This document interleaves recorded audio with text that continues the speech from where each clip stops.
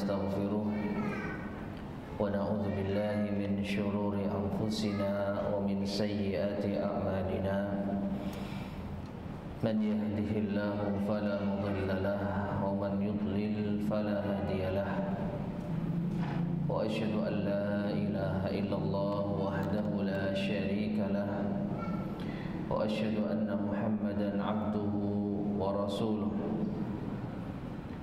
اللهم صل وسلم وبارك على نبينا محمد وعلى آله وأصحابه ومن تبعهم بإحسان إلى يوم الدين أما بعد معاشر المسلمين rahimani wa rahimakumullah. Alhamdulillah, segala puji bagi Allah Subhanahu wa taala. Pada kesempatan di malam hari ini kita bisa melanjutkan kembali kajian kita membahas kitab Ahaditsul Akhlaq yang disusun oleh Fadilatul Syekh Abdul Razak Ibn Abdul Muhsin Al-Abbad Al-Badr Hafidhahumallahu ta'ala, dan melanjutkan pembahasan atau bagian yang ke-12 dari kitab ini, Laisal mu'minu bitta'ani walal la'an. Seorang mukmin itu bukanlah orang yang suka mencela dan melaknat. Pada pertemuan sebelumnya kita sedang membahas yaitu dua riwayat yang terdapat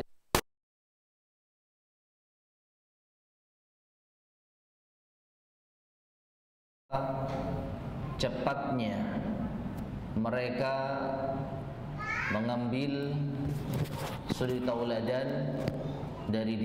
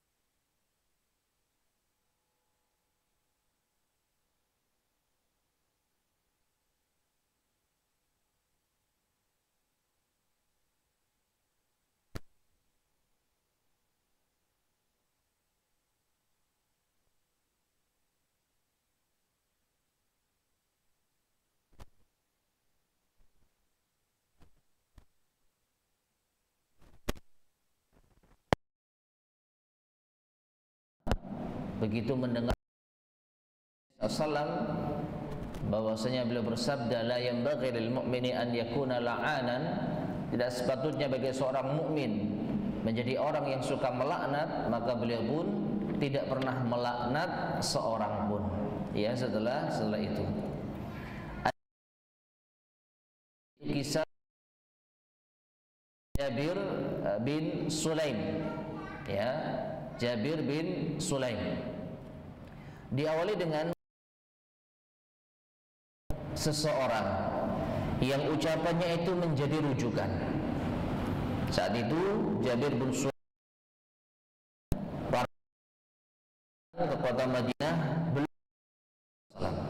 hanya mendengar namanya saja dan sudah masuk Islam, tapi belum pernah melihat langsung ya siapa Islam tersebut.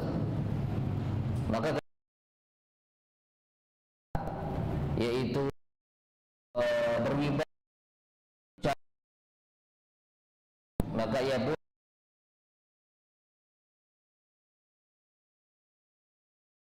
adalah Rasulullah sallallahu alaihi wasallam. Nah, setelah itu sahabat Jabir bin Sulaim ini mengucapkan alaikas salam ya Rasulullah, ya, alaikas salamu ya Rasulullah, dua kali. Lantas Nabi SAW mengatakan, la taqul alaikas salam fa inna alaikas salamu tahiyatul mayyit. Jangan kau ucapkan alaikas salam, ya, karena alaikas salam itu adalah panggilan orang yang sudah mati. Ada yang menjelaskan maksudnya adalah seruan di masa jahiliyah. Qul assalamu alaik. Tapi ucapkanlah assalamu alaik. Ya.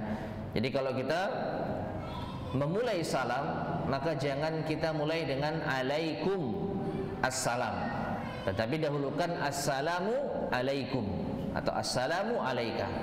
Ya, adapun menjawab maka boleh kita jawab dengan wa alaikas salam, wa alaikumussalam sebagaimana yang telah kita amalkan. Tetapi memulai salam ya tidak boleh dengan mendahulukan alaikum assalam. Ya, alaika assalam. Nah, kemudian qala sahabat Jabir bin Sulaim mengatakan, "Qultu aku berkata anta Rasulullah." Apakah engkau Rasulullah?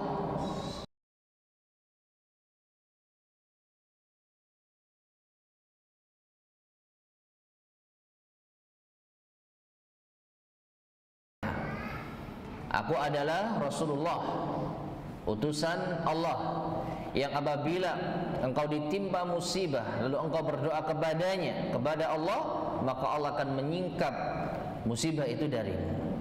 Wa in asabaka amu sanatin fada'autahu ambataha lak. Dan ketika engkau ditimpa tahun paceklik lalu engkau berdoa kepadanya, kepada Allah, maka Allah akan tumbuhkan bagimu tanaman.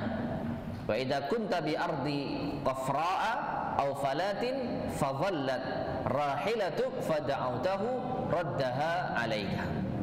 Dan jika engkau berada di tanah lapang yang tidak ada penghuninya, gersang, lalu engkau kehilangan hewan tungganganmu, lalu engkau berdoa kepadanya, kepada Allah, niscaya Allah akan mengembalikan hewan tungganganmu kepadamu.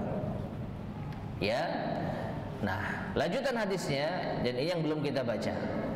Qala sahabat Jabir bin Sulaim ya mengatakan, "I'had ilayya." Berilah wasiat kepadaku. Qala Rasulullah sallallahu alaihi wasallam bersabda, "La tasubbanna ahadan." Janganlah engkau mencela seorang pun. Ya, inilah yang menjadi poin utama di dalam pembahasan kita. Seorang sahabat meminta wasiat kepada Nabi sallallahu alaihi wasallam, lalu beliau mewasiatkan satu perkara, la tasubbanna ahadan, janganlah engkau mencela seorang pun. Maka kata Jabir bin Sulaim, fama sababtu ba'dahu hurran wala 'abdan wala ba'iran wala syatan. Maka tidaklah aku pernah mencela setelah ini, yaitu setelah mendengarkan wasiat dari Nabi SAW, seorang pun yang merdeka, tidak pula seorang budak, tidak pula seekor keledai, tidak pula seekor kambing. Ya, jadi pesan Nabi SAW, jangan engkau mencela ahadan, seorang pun. Yang kita pahami, ya jangan engkau mencela orang. Adapun mencela yang lainnya, ya tidak masuk di dalam larangan ini. Kalau mencela semua hal enggak boleh, maka tentu Nabi akan mengatakan syai'an, jangan engkau cela sesuatu pun. Tapi wasiat Nabi SAW, la tasubbanna ahadan, jangan engkau mencela seorang pun. Pokoknya manusia jangan engkau cela. Namun justru Jabir bin Sulaim tidak mencela apapun, siapapun dan apapun.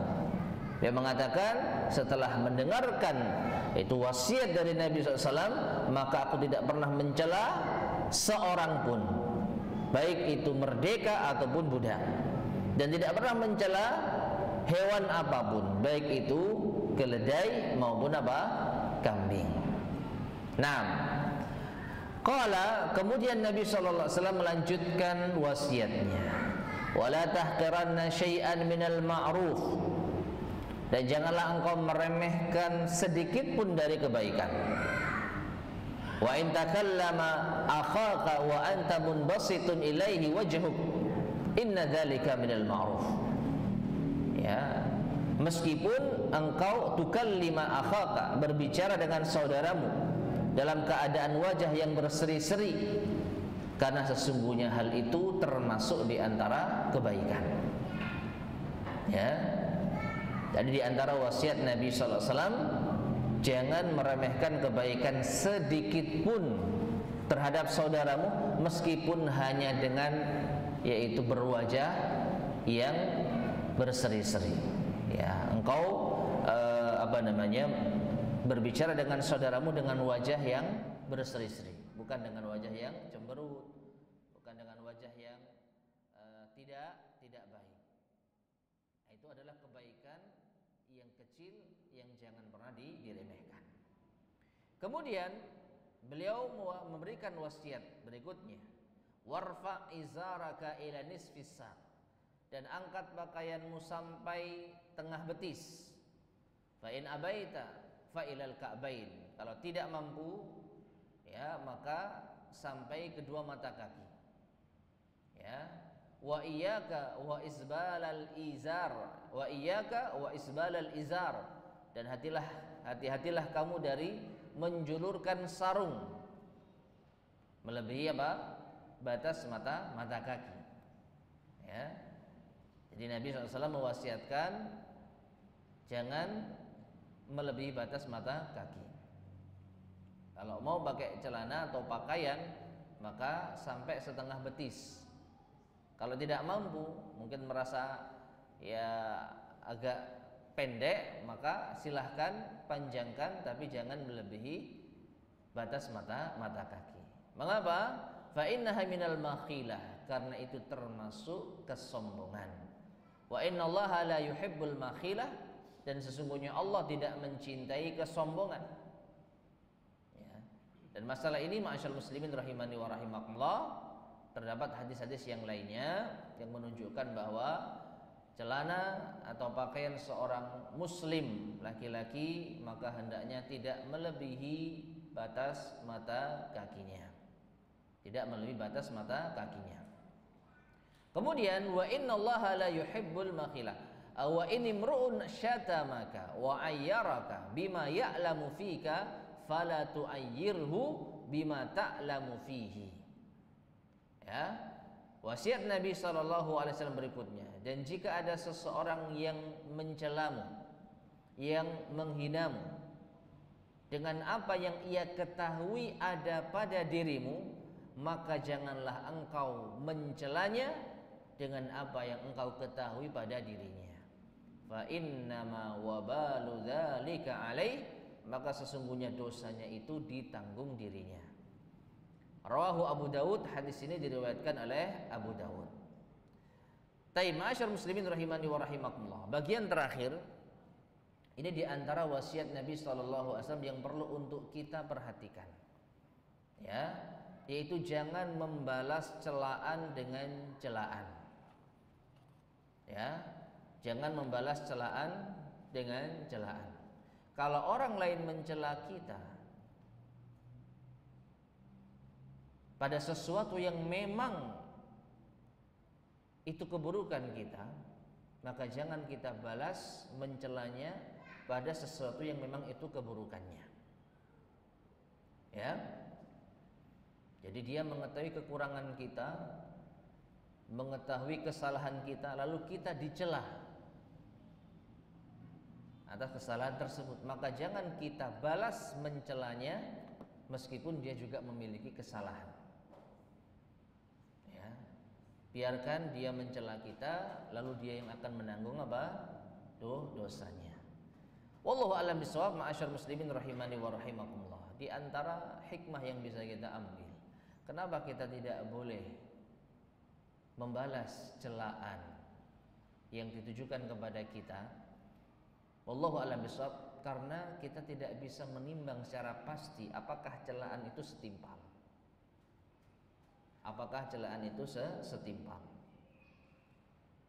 Ya, memang Allah Subhanahu wa taala membolehkan kita membalas ucapan buruk dengan ucapan yang serupa. La yuhibbullahu al-jahra bisu'i minal qawli illa man zulim. Ya, Allah berfirman yang artinya Allah tidak menyukai ucapan yang buruk dibalas dengan ucapan yang buruk kecuali bagi orang yang kezalimi. Kecuali bagi orang yang terzalimi. Artinya boleh kita membalas ucapan yang serupa. Ya, kita dikata-katai bodoh misalnya, lalu kita membalas dengan bodoh misalnya. Ya, maka secara asal tidak ada masalah. Tapi kalau kita dicela atas suatu kesalahan yang kita lakukan, dan itu fakta, ya, kita disindir atas suatu aib yang kita miliki, maka jangan kita membalas celaannya dengan aib yang kita ketahui pula. Kenapa? Karena kita nggak bisa menimbang apakah ini setimpal. Apakah ini setimpal? Ya, misalnya kawan kita tahu kalau kita ini pernah bolos sekolah. Ya, kita pernah bolos sekolah, lalu diungkit, dijelek-jelekkan kita di hadapan orang. Dan kita tahu kalau ternyata dia juga banyak keburukan, punya apa? Aib, bahkan lebih dahsyat. Ya, misalkan dia pernah mencuri. Bayangkan, bandingkan, ya. Kita dibongkar aibnya. Fulan itu suka bolos sekolah. Lalu kita tahu orang ini juga punya aib, pernah mencuri. Lalu kita bongkar aibnya, apakah setimpal?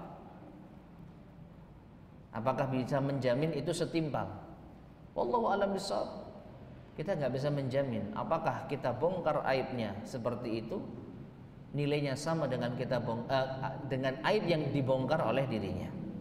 Makanya Nabi SAW mengatakan, wa inimru'un syatamaka wa ayyaraka bima ya'lamu fika. Kalau ada orang yang mencelamu, ya, orang yang menyindirmu, orang yang membongkar aibmu sesuai dengan apa yang ia ketahui ada pada dirimu. Jadi memang itu, ya, kekurangan kita, itu aib kita. Maka fala tu'ayyirhu bima ta'lamu fihi. Maka jangan engkau mencelanya sesuai dengan apa yang engkau ketahui pada dirinya. Jangan balas, ya, celaan dengan celaan. Biarkanlah dia yang menanggung dosanya, membongkar aib kita, mencela kita. Taib. Nah, jadi ini ma'asyar muslimin rahimani wa rahimakumullah. Hadis yang kedua yang intinya kita dapatkan pada pengakuan dari sahabat Jabir bin Sulaim setelah mendengar wasiat dari Nabi SAW ini, beliau tidak pernah mencela siapapun dan apapun.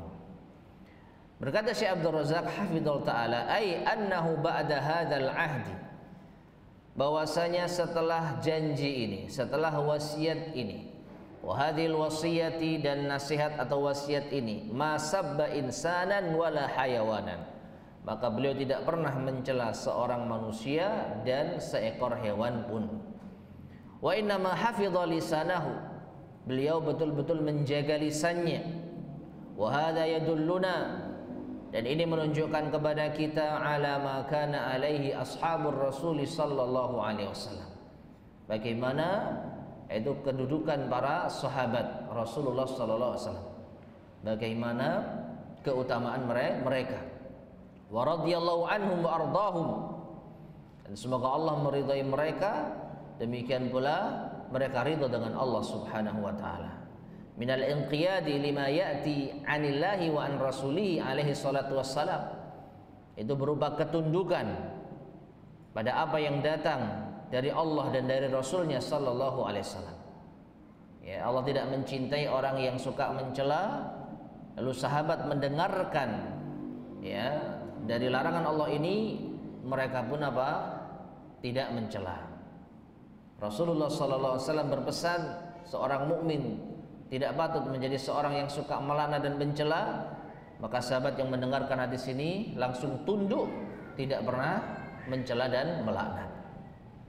Fahum ahrasun nasi ala kulli khairin, maka mereka para sahabat adalah manusia yang paling semangat di dalam kebaikan. Wa asbaquhum ila kulli fadilah, dan yang paling terdepan dalam setiap keutamaan. Tidak ada satu keutamaan pun yang tidak dilakukan oleh Nabi SAW. Dilakukan oleh para sahabat Nabi SAW. Tidak ada yang pernah lebih dahulu mengamalkan kebaikan dibandingkan dengan para sahabat radhiyallahu ta'ala anhum.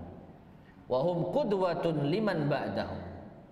Maka mereka para sahabat adalah qudwah, suri tauladan bagi orang yang datang setelahnya. Alhaqanallahu jami'an bihim. Kemudian Syekh menutup pembahasan hadis ini dengan doa, ya semoga Allah mempertemukan kita seluruhnya dengan mereka. Abis salihina min ibadih, dan juga dengan hamba-hamba Allah yang saleh. Wa a'adzana ajma'in min munkaratil akhlaq wal ahwa wal adwa. Dan semoga Allah melindungi kita semuanya dari akhlak-akhlak yang mungkar, hawa nafsu dan penyakit-penyakit hati. Taib. Ma'asyiral muslimin rahimani wa rahimakumullah. Jadi inilah dua contoh nyata bagaimana cepatnya para sahabat radhiyallahu ta'ala anhum di dalam mengamalkan wasiat dari Nabi sallallahu alaihi wasallam. Baik, berikutnya An Aisyah radhiyallahu anha. Kita masuk hadis yang baru, masih terkait dengan seorang mukmin bukanlah orang yang suka mencela dan melaknat. Dari Aisyah radhiyallahu anha, anna Yahuda atawun Nabiy sallallahu alaihi wasallam. Bahwasanya orang-orang Yahudi ya, pernah mendatangi Nabi sallallahu alaihi wasallam, faqalu, lalu mereka berkata, assalamu alaikum. Ya, dengarkan ya, assalamu alaikum, bukan assalamu. Karena maknanya jauh berbeda. Assalamu itu doa keselamatan. Semoga keselamatan bagi kalian. Itu yang kita ucapkan ketika bertemu dengan saudara kita muslim. Assalamualaikum.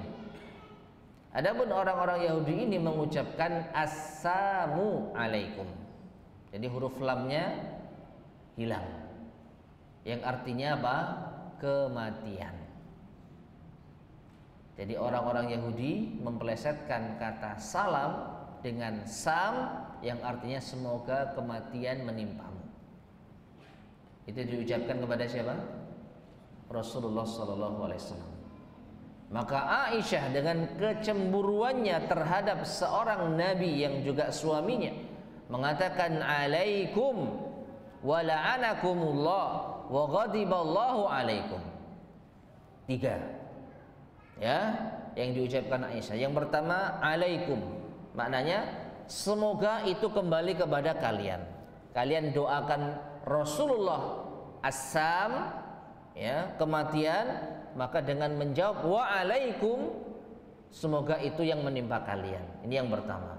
Yang kedua wa la'anakumullah, semoga Allah melaknat kalian. Yang ketiga wa ghadiballahu alaikum, semoga Allah murka kepada kalian. Jadi orang Yahudi mengucapkan satu celaan, Aisyah membalas dengan 3. Ya, 3 celaan. Lalu apa kata Nabi SAW? Qala, beliau sallallahu alaihi wasallam mengatakan, mahlan ya Aisyah. Tenang wahai Aisyah. Pelan-pelan. Ya. Yang tenang. Alaiki birrifqi, hendaknya engkau berlemah lembut. Wa iyyaki bil unfi wa iyyaki wal unfa wal fuhsya. Dan hati-hatilah engkau waspada dari sikap kasar dan keji. Ma'asyiral muslimin rahimani wa rahimakumullah. Nabi SAW tahu bahwa yang dikatakan Aisyah itu sebagai respon dari suatu celaan yang beliau dapatkan. Bukannya Nabi nggak dengar, Nabi dengar. Tapi memang Nabi ingin memberikan arahan bagi seseorang yang mendengarkan celaan lalu dibalas dengan celaan yang lebih dahsyat. Beliau mengatakan mahlan ya Aisyah, ya, yang tenang. Ya, jangan engkau menjadi seorang yang kasar dan keji. Qalat, Aisyah mengatakan, ya mungkin Nabi nggak dengar, makanya beliau melakukan yaitu pembelaan. Awalam tasma' ma qalu, "Ya Rasulullah, apakah engkau tidak mendengar ucapan mereka?" Ini menunjukkan kalau Aisyah masih tetap merasa yang dilakukan benar. Karena ucapan mereka keterlaluan, maka mereka pantas untuk dibalas. Ya. Qala, maka Nabi SAW justru mengatakan, "Awalam tasma'i ma qultu?" Apakah kamu tidak dengar ucapanku? Ya, dibalas sama Rasul SAW. Berarti apa? Nabi mendengar ucapan mereka. Dan Nabi betul-betul memberikan arahan yang jelas kepada Aisyah radhiyallahu taala anha. Ya, radattu alaihim. Maka aku balas ucapan mereka. Nanti akan kita sebutkan apa balasan Rasulullah, yang jelas tidak seperti Aisyah. Radattu alaihim, aku sudah balas ucapan mereka. Fayustajabu li fihim, dan Allah kabulkan balasanku terhadap mereka. Wala yustajabu lahum fiyya, namun Allah tidak mengabulkan ucapan mereka terhadapku. Muttafaqun alaih. Hadisnya disepakati kesahihannya oleh Bukhari dan Muslim. Kita baca riwayat yang lain, ya, masih terkait dengan kejadian yang serupa. Wa an Anas bin Malik radhiyallahu anhu, dan dari Anas bin Malik radhiyallahu anhu. Kalau tadi dari Aisyah, ya, pelaku langsung. Kalau ini dari Anas bin Malik radhiyallahu anhu yang mungkin juga menyaksikan kejadian tersebut. Apa kata Anas bin Malik? Marra Yahudiyun bi Rasulillah sallallahu alaihi wasallam. Ada orang Yahudi yang ketika lewat di hadapan Nabi SAW, ia mengatakan Assalamu alaik. Assalamu alaik, persis, semoga kematian menimpamu. Faqala Rasulullah sallallahu alaihi wasallam, maka Rasulullah sallallahu alaihi wasallam menjawab, wa alaika. Nah, inilah penjelasan tentang balasan Nabi sallallahu alaihi wasallam pada hadis sebelumnya. Ya, jadi Nabi bukannya tidak membalas, Nabi membalas, tapi cukup dengan wa alaika atau wa alaikum. Ya. Faqala Rasulullah sallallahu alaihi wasallam, maka Rasulullah sallallahu alaihi wasallam mengatakan, atadruna ma yaqul? Qala assalamu alaik. Tidakkah kalian mendengar apa yang diucapkan? Ya. Ia mengucapkan assalamu alaik, semoga kematian menimpamu. Qalu, maka para sahabat mengatakan, ya Rasulullah, ala naqtuluhu, wahai Rasulullah, bolehkah kita bunuh dia? Qala, maka Rasulullah sallallahu alaihi wasallam mengatakan, la, jangan. Idza sallama alaikum ahlul kitabi faqulu wa alaikum. Apabila ahli kitab mengucapkan salam kepada kalian, maka jawablah wa alaikum. Rawahul Bukhari, hadis ini diriwayatkan oleh Imam Al-Bukhari. Taib ma'asyar muslimin rahimani wa rahimakumullah. Dua hadis ini, ya, saling melengkapi antara satu dengan yang lain pada kejadian yang insyaallah sama. Hadis yang pertama, Aisyah menceritakan apa yang terjadi pada diri Nabi SAW sekaligus respon Aisyah terhadap hal tersebut. Yang intinya tadi sudah kita sampaikan, Aisyah membalas doa assalamu alaikum kepada Rasulullah dengan 3 kali. Wa alaikum wa la'anakumullah wa ghadiballahu alaikum. Ya, lalu Nabi SAW memperingatkan, mahlan, pelan, tenang. Ya, hendaknya engkau berlemah lembut. Lalu Aisyah mengatakan, tidakkah engkau mendengar apa yang mereka ucapkan? Nabi SAW mengatakan, tidakkah engkau mendengar apa yang aku ucapkan? Ya. Hadis yang kedua, balasan Nabi SAW itu hanya satu, wa alaikum atau wa alaika. Hanya sebatas itu saja. Dan ketika para sahabat ingin untuk membunuhnya, Nabi melarangnya dan memberikan arahan, kalau ahli kitab mengucapkan salam kepadamu, maka jawablah dengan wa alaikum. Taib ma'asyar muslimin rahimani wa rahimakumullah. Dari hadis ini, maka para ulama kita sebagiannya berpendapat pokoknya ahli kitab mengucapkan salam, maka kita cukup menjawab wa alaikum. Baik mereka mengucapkan salam dengan benar, assalamu alaikum, atau mereka pelesetkan dengan assalamu alaikum. Ya, sebagian ulama berpendapat pokoknya kita jawabnya wa alaikum saja. Namun sebagian mereka berpendapat, yaitu para ulama berpendapat, kalau ucapan salamnya benar, boleh kita jawab dengan jawaban yang benar. Tapi kalau ucapan salamnya salah, seperti hadis ini dipelesetkan, maka kita jawab dengan wa alaikum. Ya, wallahu a'lam bishawab. Ya, ini perbedaan di kalangan para ulama. Namun kita khusus membahas kasus yang dihadapi Nabi SAW. Beliau didoakan keburukan, assalamu alaika, maka beliau hanya menjawab ya dengan singkat wa alaika, wa alaika. Dan beliau SAW menjelaskan bahwa balasan dari Nabi SAW ini dikabulkan oleh Allah. Namun tidak sebaliknya, doa mereka kepada Nabi tidak dikabulkan oleh Allah Subhanahu wa ta'ala.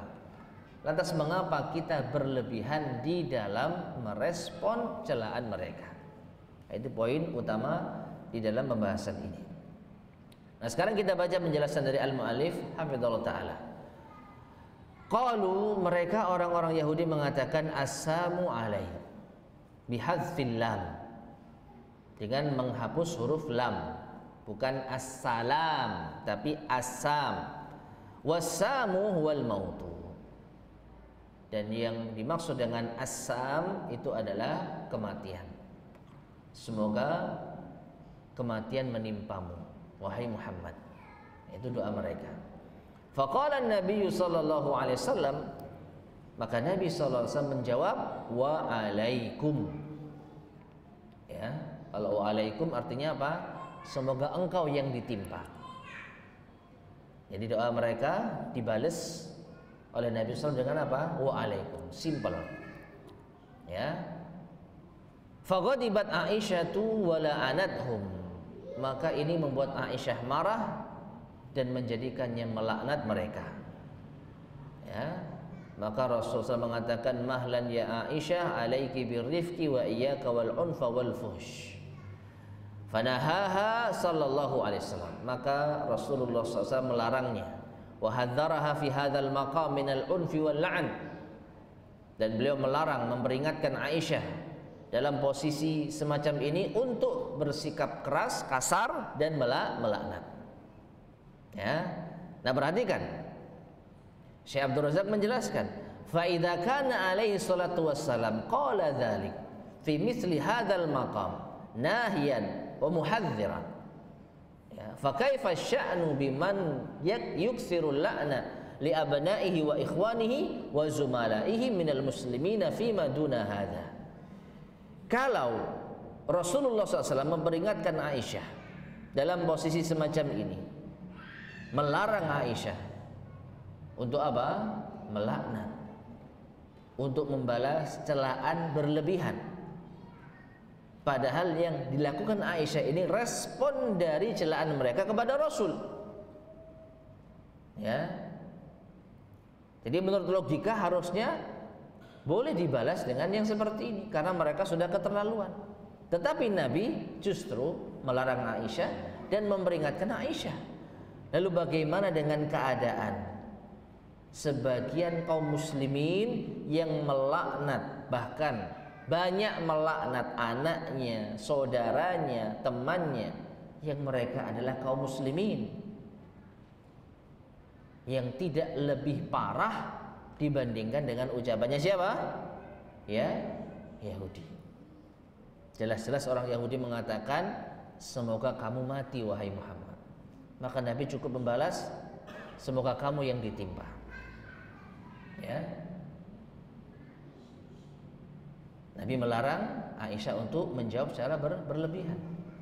Lalu bagaimana dengan saudara kita yang mungkin punya salah dengan kita dalam masalah sepele, tapi kita langsung melaknatnya, semoga kau dilaknat oleh Allah. Padahal cuma salah paham, hal yang sepele. bukan mencela Rasul, bukan menghina Rasul. Tapi kita yang dicela mungkin, kita yang dihina. Harga diri kita yang mungkin disakiti. Itu pun mungkin hanya salah paham, tapi kita langsung merespon dengan apa?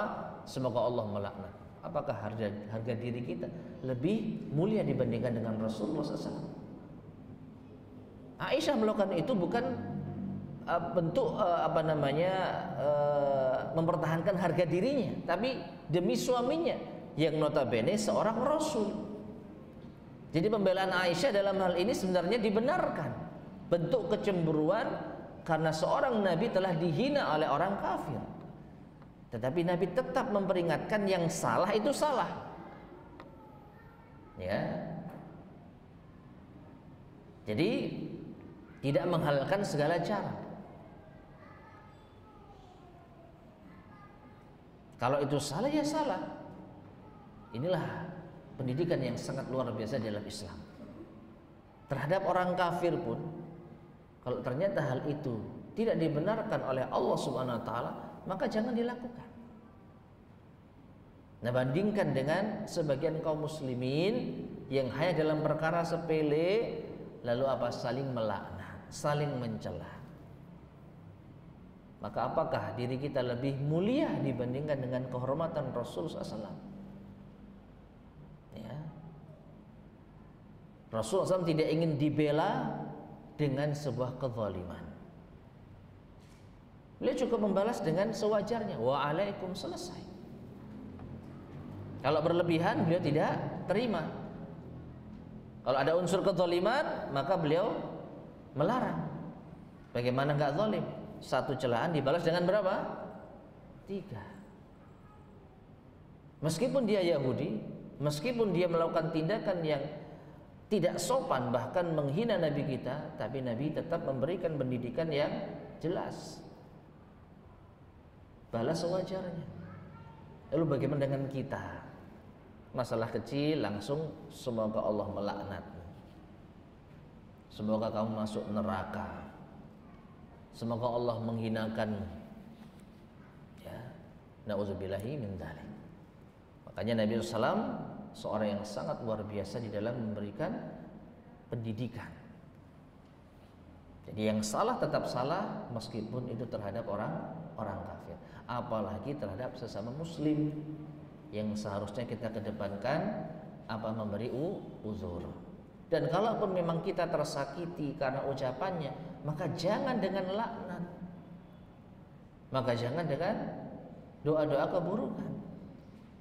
Ya, kalaupun kita tidak terima, cukup kita bersabar lalu kita memohon kepada Allah balasan di akhirat, selesai. Ini tidak perlu kita bereaksi dengan berlebihan. Ya, bayangkan itu Yahudi dan ini Muslim. Yang harusnya Yahudi lebih pantas untuk dikerasi, tapi Nabi melarang, apalagi seorang Muslim.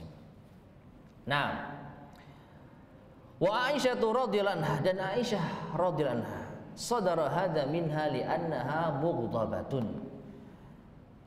Beliau melakukan hal ini karena dalam kondisi beliau marah, dan ini marah yang dibenarkan.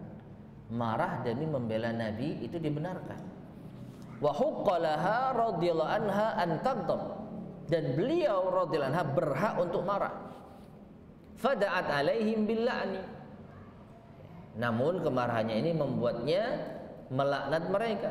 Wa huwa tardu wal ib'adu min rahmatillahi tabaraka wa ta'ala, dan mengingatkan lagi bahwa laknat itu adalah dijauhkan dari rahmat Allah Subhanahu wa ta'ala.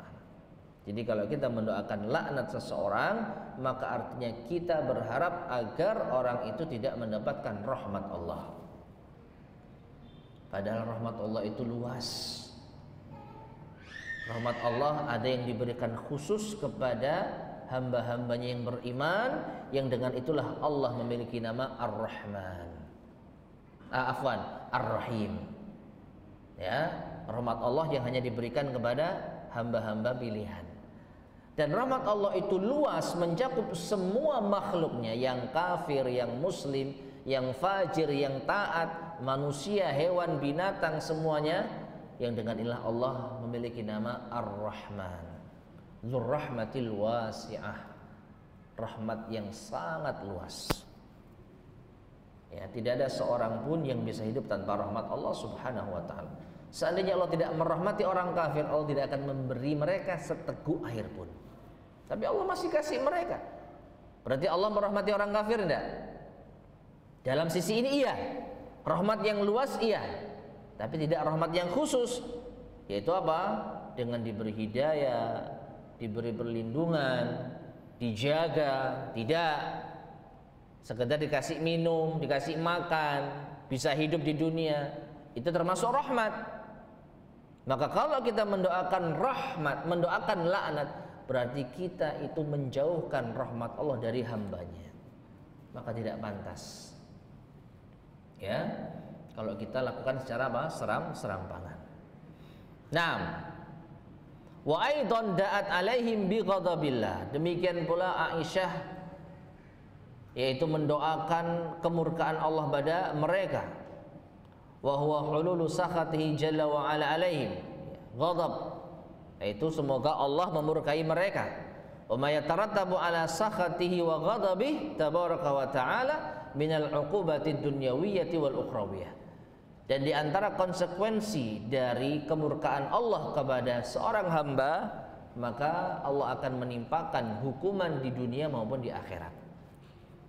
Jadi makna doanya Aisyah, semoga Allah memurkaimu, artinya semoga Allah menghukummu di dunia dan di akhirat. Semoga Allah mengazabmu. Ya. Fanahahan Nabi sallallahu alaihi wasallam an dzalik. Maka Nabi sallallahu alaihi wasallam melarang Aisyah dari hal tersebut. Faqal, beliau mengatakan, mahlan ya Aisyah, ay tamahali wa ta'anni wa la tasta'jili. Makna tamahal ya, makna mahlan itu tamahali wa ta'anni, pelan, slow, jangan tergesa-gesa. Syekh Abdul Razak menjelaskan wa fihi wa hadza fihi, dan di dalam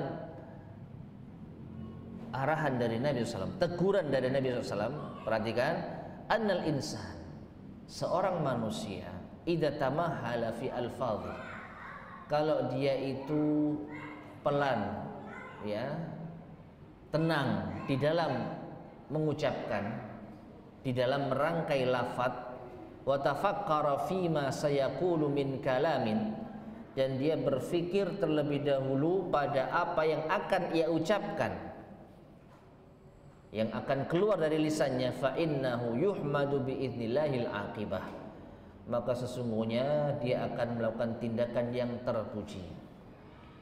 Dan ini insya Allah real, nyata. Coba bandingkan ucapan kita di saat terburu-buru dengan ucapan kita dengan tenang terlebih dahulu, pasti beda. Kalau terburu-buru kebanyakan itu pasti menyesal. Ya, jadi begitu kita mendapatkan sesuatu yang tidak mengenakan, langsung kita respon dengan ucapan, ya, maka pasti kebanyakan itu muncul penyesalan. Tapi kalau kita tenang, kalau kita berpikir dahulu, setidaknya ada pilihan kata-kata yang lebih baik, pilihan kata-kata yang tidak terlalu kita sesalkan. Apalagi kalau diam, Masya Allah, tidak ada penyesalan, insya Allah. Ya, sudah masuk waktu Isya ya. Baik, azan terlebih dahulu, silakan.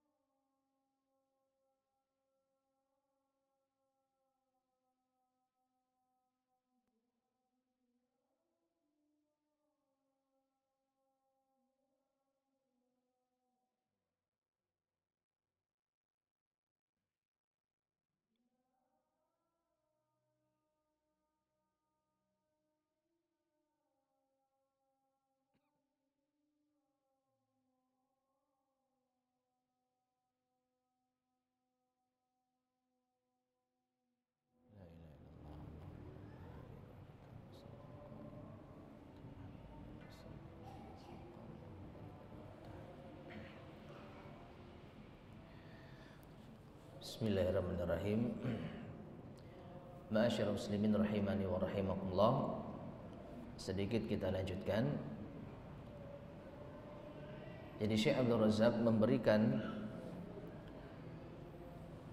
pelajaran penting dari teguran Nabi sallallahu alaihi wasallam kepada Aisyah.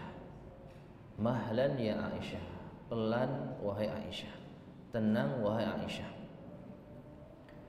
Dengan menenangkan pikiran, maka insya Allah ucapan yang akan keluar dari lisan kita jauh lebih baik daripada kita langsung merespon dengan ucapan tanpa berpikir. Ya. Fa'alaihi idza ughdiba an la yasta'jila fi ikhraji ma yajulu fi nafsihi bisababil ghadab. Maka atas hal ini, maka seseorang apabila ia marah, maka jangan terburu-buru untuk mengeluarkan apa yang bergejolak di dalam jiwanya dengan sebab marah. Apapun itu, baik itu tindakan maupun ucapan. Makanya di antara petunjuk Nabi sallallahu alaihi wasallam yang pertama, beliau melarang untuk marah, la taghdab. Ya, la taghdab. Itu sangat jelas. Kalaupun kita tidak bisa menahan marah, maka hendaknya kita melakukan tindakan yang justru meredakan marah. Kalau kita sedang berdiri, maka duduk. Kalau kita sedang duduk masih marah, maka berbaring.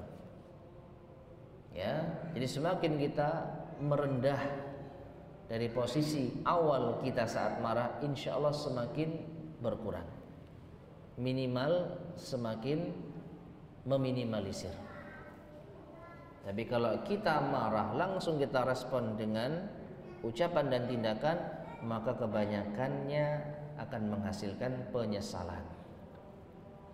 Ya, bal ya'malu bima awsa bihin nabiyyu sallallahu alaihi wasallam Aisyata radhiyallahu anha haitsu qala mahlan ya Aisyah qabla an yukhrijal kalimata wa huwa mughdabun alaihi an yatamahhala qalilan. Maka hendaknya seseorang mengamalkan apa yang Nabi sallallahu alaihi wasallam wasiatkan kepada Aisyah radhiyallahu anha dengan mengatakan mahlan ya Aisyah, perlahan-lahan wahai Aisyah. Jadi amalkan teguran Nabi kepada Aisyah ini. Ya, sudah terlanjur Aisyah mengatakan la'anakumullah wa ghadiballahu alaikum. Maka Nabi ingatkan pelan-pelan wahai Aisyah. Nah, kita yang belum mengalami hal itu, maka amalkan ini. Ya, faqabla an yukhrijal kalimah, sebelum mengeluarkan kalimat wa huwa mughdabun alai, dalam kondisi kita marah, an yatamahala qalilan, hendaknya kita pelan sejenak. Ma'asyiral muslimin rahimani wa rahimakumullah. Jadi ini faedah dari nasihat Nabi sallallahu alaihi wasallam agar tidak terucap kata-kata yang nanti akan kita sesali. Ya. Jangan sampai kita mengucapkan sesuatu yang nanti justru kita sesali. Dan ini juga diantara wasiat Nabi SAW ketika diminta oleh seseorang sahabat. Beliau mengatakan wala takallam bikalamin ta'tadiru minhu ghadan.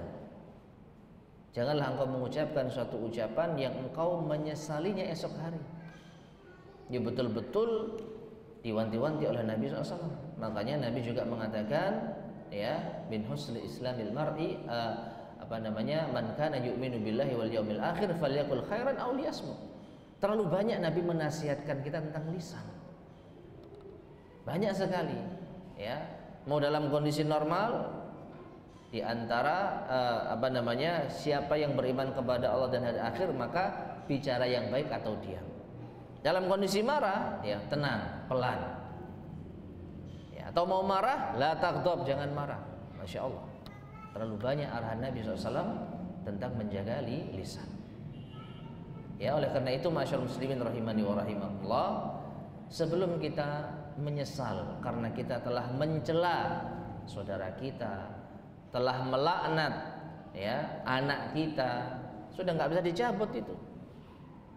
Ya, ketika kita melaknat anak kita, naudzubillah min dzalik, karena mungkin perilakunya yang bandel, lalu kita ceplosan ngomong ya doa keburukan mustajab, sudah Allah kabulkan, menyesal kita. Makanya apa? Pelan-pelan. Ketika marah jangan terlalu cepat merespon dengan tindakan ataupun ucapan. Wallahu taala alam bissawab. Taib ma'asyar muslimin rahimani wa rahimakumullah, masih ada penjelasan dari Syekh Abdul Razak hafizallah tentang hadis ini, namun kita akan lanjutkan insyaallah pada kesempatan berikutnya biiznillah subhanahu wa taala. Jadi kita cukupkan kajian kita di malam hari ini. Sebelum kita akhiri, barangkali ada yang disampaikan, tafadhal silakan.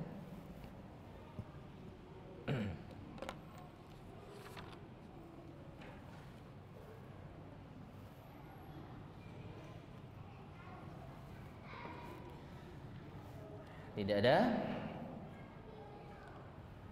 Baik, jika demikian kita cukupkan kajian di malam hari ini. Mudah-mudahan bermanfaat. Kurang lebihnya saya mohon maaf. Kita akhiri. Subhanakallahumma bihamdika asyhadu an la ilaha illa anta astaghfiruka wa atubu ilaik.